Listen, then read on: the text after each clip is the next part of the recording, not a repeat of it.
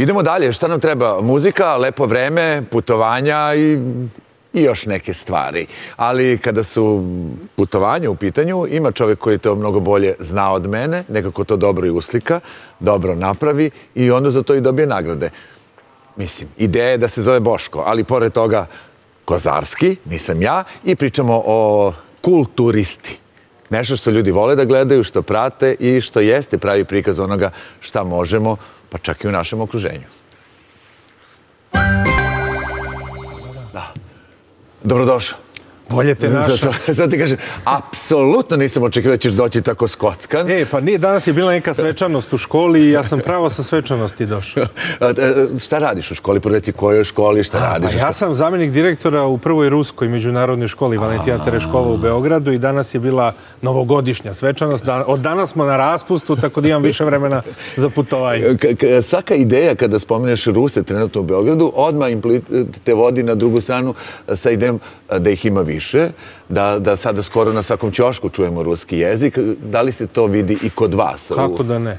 Kako da ne? Mi, što se kaže, nemamo više mesta u školi. Stvarno? Da, traži se mesto više za upis, ali mi, nažalost, nemamo. Sad upisujemo sljedeći prvi razred i tu je ostalo jako malo slobodnog mesta i to je to. Nemamo sad potrebe, da kažem, ni da reklamiramo, ni bilo šta, jer prosto je veća potražnja nego što mi možemo da ponudimo. Ja mislim da ne postoji odeljenje u širem centru Beograda ili u Beogradu koja nema barem po jednog novopridošlog druga koji dolazi iz Rusije. Često puta, evo ja iz svog iskustva mogu da kažem, jer imamo i u odeljenju sestriće i sestrične po jedan, i imaju problema sa engleskim i onda treba napraviti jedan period prilagođavanja, ali vidim da je okruženje... Adaptacija nije problem. Mi smo jako bliski karakterom. To su uglavnom ljudi koji su došli iz Moskve, iz Pitera, znači iz velikih gradova. Tako da su oni vrlo lako ovdje našli svoje mesto pod suncem i nije ih malo. To što kažeš, po nekim procenama, kog sam ja čuo, 120.000 u Beogradu je dobilo boravišnu dozvolu. Ja ne znam da li je to istina, nisam prosto pri tim podacima, ali eto, menja se struktura stanovništva. Moram da ti kažem, znaš one vice, šetaju se dva Rusa, Dorčeva mi kažu, vidi, ovaj priča srpski. Pa pazi, otprilike je tako. Snimao sam nešto novogodišnje u Knez Mihajlovoj, čuo sam samo ruski. Da ti kažem, nemam ništa protiv, samo da su ljudi veseli i dobri i sve će da bude redom. Međutim, ti si bio u Moskvi. Jesam. Sad kad kažeš bio si u Moskvi, to kao nekad kad kažeš bio si na ta... Znaš, Moskva kao ideja trenutno, zbog rata pre svega i zbog ove novonastale situacije, kao neka potpuna egzotika, ne sa idejom i najlepšim primisljom, nego sa idejom kako je tamo. Pa pazi, Moskva kao Moskva je svetski grad, svetska metropola i ima svoju priču šta god da se dešava. Ali ja sam bio i na jugu Rusije, bio do Krimskog mosta i ni tamo nisam osjetio sve to što ovdje vidim u medijima. Da, dešava se što se dešava. Da, to je veliki svetski problem, da tako kažem, ili tema. Međutim, u ovom poslu kojim se ja bavim ne dotiče puno. Ja sam bio na Kubanju, odnosno u Krasnodarskom kraju od Sočija do Tamanja i bavio se turizmom i kulturno-istorijskim nasleđem. I nisam se sreo ni sa jednim tragom te priče o nekoj specijalnoj operaciji, nečem. Naravno, to postoji i verovatno sam ja na neki način bio i izolovan od tih tema, ali sam video da turizam funkcioniš. Tamo, u toj velikoj zemlji. To je ogromna zemlja, tako da pretpostavljam. Ali atmosfera u Moskvi? Atmosfera u Moskvi moskovska. Moskovska. Se priča uopšte, ili ima kriz, mislim, kako se vidi? Naravno, da, pomene se, priča se, ali opet mnogo manjem obimu nego ovdje. Mnogo manje simbola toga vidite nego ovdje. Ovdje to vidite na svakom koraku. Tamo je ipak to što kažem, ljudi žive neki svoj redovan život, metro je uvek krcat, ljudi koji žure, događaji su na svakom koraku veliki, na kraju krajeva događaj na kom sam ja bio, ta jubilarna dodela kristalnog kompasa Ruskog geografskog društva je bio mesto posvećeno širanja ljubavi među narodima, to je bilo, znači, svetski događaj, bilo je i Francuski. A moram da te pitam, sad mi kažeš da je bio svetski događaj, to sad ovdje stvara predomišljaj na osnovu saznanja koje imamo, da svet nije došao tamo, jer se svet... Došao je, da. Kako se to kaže? Došao je, od Hollywooda preko Francuske do Kine i Japana. Bilo je, znači, predstavnika svih zemalja. Stvarno? Tako je. Zar nije Rusija pod sankcijama u odnosu na Evropu i stalno se... Ne, hoće da, baš mi interesuje, jer stalno se podcrtava da... A Rusija ne zabranjuje nikome da dođe u Rusiju. Aha, dobro, zato te pitam, a bilo oni koji su želeli, naravno. Pa naravno, jer Rusko geografsko društvo se bavi istraživanjima već koliko, 200-300 godina, geografskih novih predela, odlika, zanimljivosti. Oni su istražili i Severni pol, i Bajkalsko jezero, i Altaj, i sve. I to je bilo, znači, od carske Rusije, od careva koji su vodili tu organizaciju do današnjih dana, kad i dalje ljudi koji su u vrhu države vode tu organizaciju i pomažu projekte koji otkrivaju neka nova lepa mesta i predele. I došli su ljudi sa zanimljivim pričama. Primjer, Francuz koji je osvojio u svojoj kategoriji nagradu je dojahao od Pariza do Moskve na konju. Aj, nema. Sve šale. Snimio priču o tome, ali šta je kruna bila priče?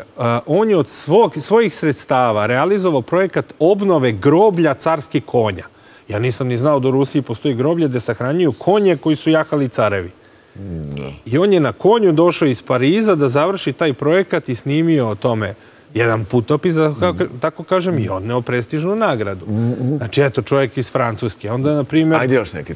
Pa bila je jedna estonsko-ruska koprodukcija. Svi mi se sad Estonci i Rusi ni na jednom nivou ne sarađuju. Eto, našli su se ljudi koji sarađuju i istražuju neki daleki istok i te neke priče.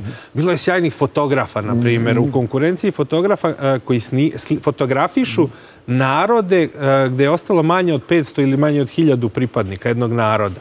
I odu u tu neku, da kažem, zabit, gde oni žive i snime kako to trenutno izgleda, jer za 50 godina tog naroda faktički neće biti. Oni se već sad mešaju sa drugim narodima, što je prosto prirodno potrebno. I ono što sad postoji na neki način, oni konzerviraju, arhiviraju tim fotografijama za neke buduće generacije.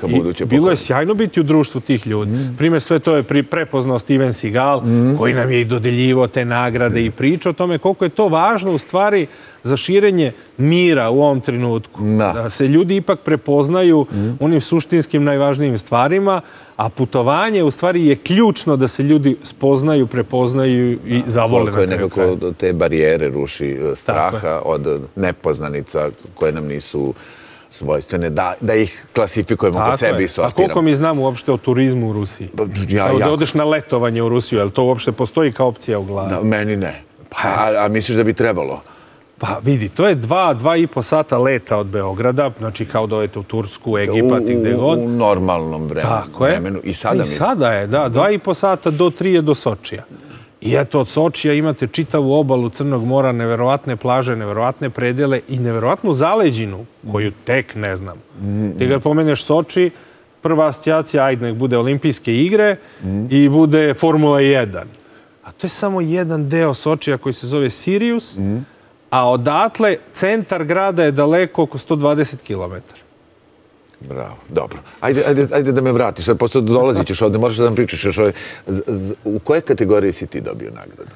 Pa sad postoje dve stvari. Jedna je nagrada Ruskog geografskog društva, gde je prijavljeno bilo 600 medijskih projekata. Dobro. Od tih 600 medijskih projekata prva je ta estonsko-ruska koprodukcija, ja sam drugi i treće mesto je Rusija 1 kanal. Tako da sam tu dobio jedno specijalno priznanje. Kako ne, ako si drugi u toj konkurenciji. Naravno, opet, ali nisam prvi. Prvi je dobio Kristalni kompas. A ti si dobio šta? Ali dogodine ciljamo Kristalni kompas. Međutim, dan kasnije ja sam dobio poziv u Rosotrudičestvo, odnosno Ministarstvo spoljnih poslova Ruske federacije, gde mi je šef tog tela, Evgenij Baranov je direktor Ruskog doma u Beogradu, a Primakov dodelio orden, odnosno medalju državnu za ukrepljenje, odnosno očuvanje mira i razvoju prijateljstva, bratstva naših naroda. To je najviše priznanje njihovo državno. U stvari, to je moje prvo državno priznanje i prosto nisam siguran da li je prerano došlo. Kako ti kažem, kad god dođe priznanje, dobrodošlo. A jeste, ali izuzetno je veliko, značajno i usledio je odmah u tom danu i u danu posle niz nekih svečanosti i nekih ugađanja, meni je tako kažem, da ti pitaju, ok, ti sad dobio tu državnu veliku rusku nagradu, šta želiš? Ja kažem da vidim Kremlj. Šta? Ja nabrojim šta sve želim da vidim u Kremlju, na kraju krajeva carske krune i želim da ih fotografišem. Kaže, to nije dozvoljeno, ali napravit ćemo ustupak. Je li ima sad ta tvoja pozicija ne samo veze sa tom nagradom, nego i sa time i pozicijom Srbije, odnosno na Rusiju i tako dalje? Pa ja ne znam koliko to može da se priča na tom visokom nivou. U svakom slučaju šta je sigurno? Rusija je prepoznala ono što smo mi radili kao nešto što afirmiše lepe stvari iz Rusije. Prenosi jednu lepu sliku, ne meša se u politiku, čim je u jednom momentu izbegavamo u širokom luku politiku. Snimamo ljude, snimamo destinacije, snimamo prirodne lepote i oni su to prepoznali i žele na taj način da podrže. I sad je varijanta šta želite sljedeće godine da obiđete. Od Sankt Peterburga do Vladivostoka birajte. Ja sam odgovorio baš tim redom. Pa idemo redom. Tako da se iskreno nadam da na proleće smo u Sankt Peterburgu i gore u Pskovu i otkrivamo neku novu priču. Dobro, ajmo ti sad, to ćeš da dođeš da nam pričaš i da podrobnije malo propratimo te filmove. Pričaj mi sad malo o ovoj Srbiji. Da ja često kad dođem kući, ja zateknem ukućane svoje, da je baš na tvom kanalu ta slika i da se to prati. I sad, moja ideja, kad bi meni to neko da bi rekao, pa šta se tu snima? Pa to se već sve zna. Pa da nije mi to toliko. Ali tvoj pristup, prikaz i neka slika koju nam nudiš je potpuno drugačije. Sve se zna. Ne zna se u principu. Evo, ja ne znam. Kad mi neko pomene, evo, Šumadija, uzmemo Gornji Milanovac. Evo, ti meni kad bi rekao, ajde da se niko ne radite, evo, dajem ti 10 dana, ja bih rekao, pa dobro, šta sad? Šta sad u Gornji Milanovcu? Voliš prirodu? Volim. Konje. Pa dobro, ne znam da ja, ali okej. Ne znaš da jašeš, idealno. Dobro. Selo pored Gornjeg Milanovca, Grabovica. Dobro. Došli ljudi iz Beograda. Dobro. Preduzetnici, IT-evci, marketing menadžeri, kupili konje, kupili imanje, jedan se preselio, ostali žive po 5 dana tu. Te konje gaje i organizuju nešto što se zove Srbija Trail. Dođeš jedan dan, naučete u manježu da jašeš, osnovne funkcije. Drugi dan ideš, što se kaže, u krdu u koloni, napred i nazad su iskusni jahači, između si ti kao novopečeni jahač i obiđeš, na primjer, obronke rudnika, obiđeš neverovatna mesta, od nekih manastira, izvora, šuma, u slobodnom jahanju po prirodi. To izgleda nerealno, a postoji kod nas, vrlo je, da kažem, i pristupačno i nije teško otići. To je sad i po vremena odavde. Za nas koji volimo vodu, pre svega. Voda, Drina. Dobro. A ili ima nekih tih, evo ja sad kad mi pitaš, ili ima nekih tih jezera ili stajećih voda za koje mi ne znamo, a koje su neverovatne i do kojih bi trebalo doći? Pa ima i prirodnih i ovih, da kažeš, veštačkih. Međutim, ajde da kažem, za ljubitelje prirode, prvenstveno kanjon Drine, to je najčarobnije mesto na svetu i to ajde ne samo u Srbiji, nego Republika Srpska, pa čak da povežete od Višegrada do Perućca, da prođete celim tokom, to je čudo neviđeno i da se okupate negde u hladnoj Drini na minut, može. Ili sup daske, to je sad popularno. Kako? Sup daska, ono daska na kojoj stojiš. Kad te privedu pa još i daska. Ne, nije sup daske. To je super priča, ali ovako od stajaćih voda možda najzanimljivija Zasavica, kao prirodni rezervat. To je kod Sremske Mitrovice ograđeno, ja ne znam, opet nešto 100 i nešto hektara. Sve životinje su puštene. Znači, vi idete kroz neko nepregledno prostranstvo, pored vas prolaze podolska goveda s onim ogromnim rogovima, magarci, sve mirno, niko vas ne napad. Možda priđete životinje da je pomazite, nahranite. I ogromna, to je u stvari rukavac reke, koje je sad, da kažemo, jezero, međutim, kažu da i tu voda dolazi iz Drine, da možete veslate, na primjer, ili da se provozate brodom. Bravo. Neverovatna priča, kao da ste na nekom safariju. Ima i safari varijanta električno vozilo i oni vas provezu da vidite sve te životinje. Koliko ljudi to zna ovde?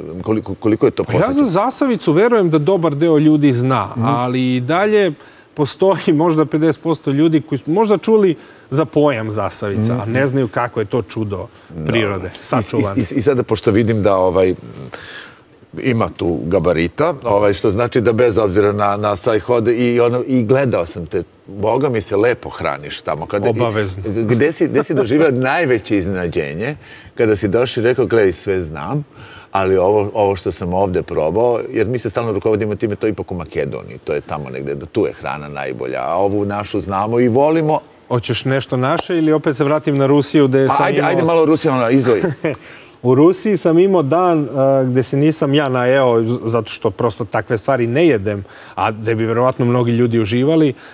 Prepodne sam jeo ove muškoljke raznorazne i puževe i one iz Japanskog mora što su došli bez zalepnje za brod. A popodne puževe iz vinograda. I onda te gledaju onako kao, pa jesi oduševljen, to su sve specijaliteti, a ja ono kao, dajte meso, ljudi. A kod nas, pređi ti na ovaj naš. A kod nas, to je teško pitanje. Ajde, možda sjenica. Sad, evo, pošto idem prek sutra u Sjenicu, sjenički sir i sjeničko, odnosno peštersko jagme. Znači, ta kombinacija i završena priča. Hvala ti puno. Hvala ti puno. Želim ti puno uspeha. Vidim da se raduješ svom poslu i to je najbitnije. Apsolutno. Apsolutno. Za tebe imamo jednu... Imamo neku pesmu, jednu teška vremena. Znaš šta, petak je tu i prelazni period. Ni lak, ni težak. Kako ideš prema kao emisije, teži, ali znaš da ide subota i nedelja. I putovanja. I putovanja. Meni je drago. Sad si me podsjetiti da je sjenički sir još uvijek mi ovdje zvoni u glavi.